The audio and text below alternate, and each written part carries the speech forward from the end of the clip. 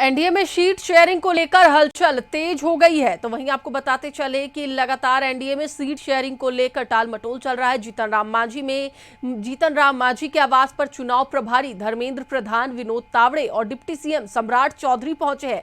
माना जा रहा है कि सीट बंटवारे पर चर्चा होनी है और दोनों के बीच बातचीत हो रही है।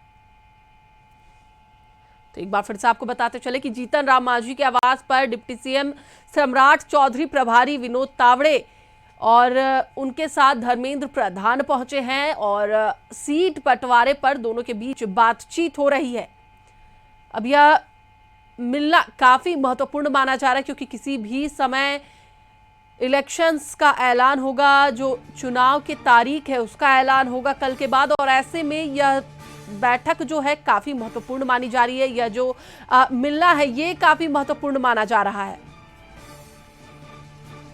एनडीए में सीट शेयरिंग को लेकर हलचल अब एक बार फिर से तेज नजर आई है, जहां जीतन राम मांझी के आवास पर चुनाव प्रभारी धर्मेंद्र प्रधान, विनोद तावड़े और डिप्टी सीएम सम्राट चौधरी पहुंचे हैं। माना जा रहा है कि सीट बंटवारे पर दोनों के बीच बातचीत हो रही है।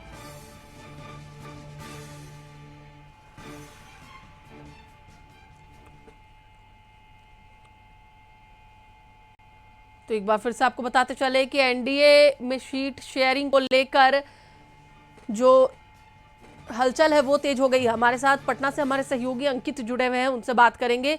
अंकित, सम्राट चौधरी, उनके साथ विनोद तावड़े और धर्मेंद्र प्रधान तीनों ही जीतन राम मांझी के आवास पर पहुंचे और कहा जा रहा है कि सीट शेयरिंग को लेकर जो फाइनल बातचीत है वो होनी है। क्या है पूरी जानकारी? ललन सिंह से मिले। ललन सिंह से मिलने के बाद जो है अब जीतन राम मांझी के आवास पहुंचे थे। बताया जा रहा है कि सीट शेयरिंग को लेकर के ये बातचीत हो रही है।